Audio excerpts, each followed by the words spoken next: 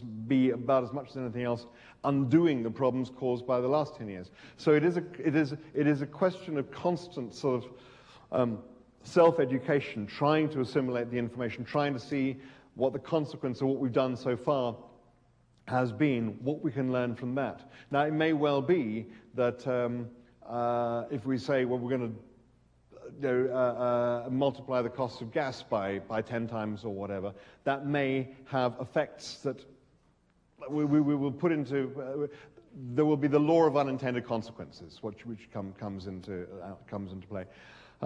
I think the best thing we can do is continually inform ourselves, be as aware as possible of what is actually happening. Now, if that kind of feedback loop, saying, well, we're going to put make the true cost of the damage we're causing be part of what you have to pay, then that may very well be a very good answer. But I'm also worried that it may not be the answer, which is a complicated way of saying I don't know.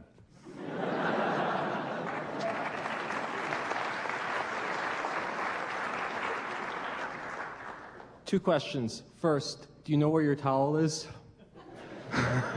No. Okay. That was always my problem. I mean, it's very funny, that thing about the towel, because I'll tell you where it came from. I was on holiday with a bunch of people, and we were in a villa in Corfu. And every day we'd set out for the beach. And just as we were setting out for the beach, there'd be a problem. And the problem would be that Douglas could not find his towel. Where was my towel? Was it under the bed? Was it on the end of the bed? Was it in the bed? Was it in the bathroom? Was it hanging on the line outside? Was it in the washing room? I had no idea, day after day, where my towel was. And after a while, I just began to think this must be symptomatic of somebody who is so sort of deeply chaotic that I then sort of, I think, I don't know whether I even came up with it first, that somebody on the holiday came up with the idea that, somebody who was rather more together than I would be somebody who would really know where their towel was. So then, when I was writing that bit of Hitchhiker, I sort of you very often put things in because you know what they mean, and it's really kind of a flag to yourself that in the next draft through, you're going to put something in that means to everybody else what this thing means to you. And then it kind of stays there, and it turns out that it does mean something to everybody else as well. Does that answer your question? Okay. And also, do we behave like people descended from stick-using monkeys or people descended from telephone cleaners? I think we have both lots there in our genes, I'm afraid.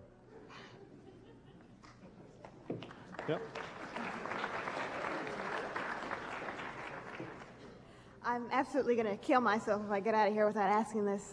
This question occurred to me when my friend bodily forced me to pick up the first book in the Hitchhiker's Guide, and I read the very first sentences on the very first paragraph. What on God's green earth does this man have against digital watches?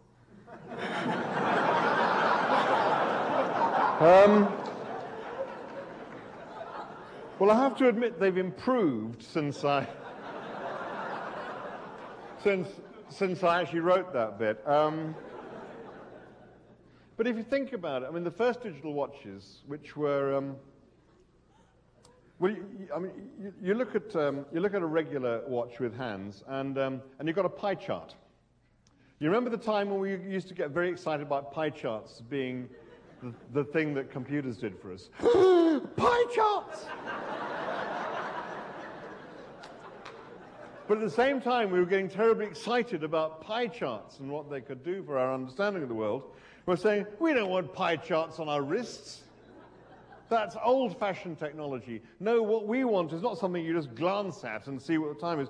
We want something that you've got to go into a dark corner and put down your suitcase and press a button in order to read, oh, it's 11:43. Now, what is how long is that before 12 o'clock? And this was progress. But you see, the great thing about human beings, while you make fun of it, is not only that we invent stuff that's new and better and does things better, but even stuff that works perfectly well, we can't leave well enough alone. And it's really, it is the most sort of charming and a delightful aspect of human beings, that we keep on inventing things that we've already got right once. I mean, like, you know, bathroom faucets. I mean, it's very, very simple. You turn it on, the water comes out. You turn it off, the water stops. And we've kind of got the hang of that. That works. But it's amazing, you know, you go into a sort of, you know, a hotel lobby or an airport, and you approach the basin with a certain amount of sort of anxiety. You know, okay, what's...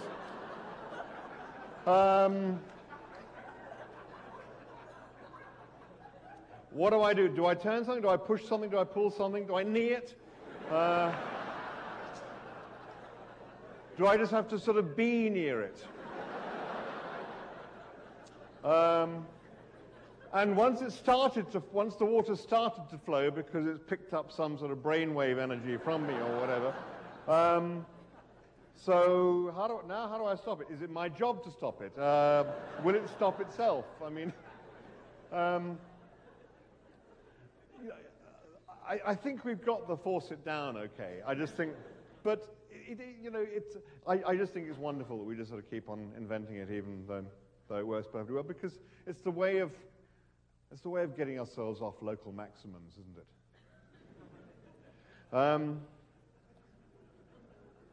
I think that's all I have to say there. Thanks.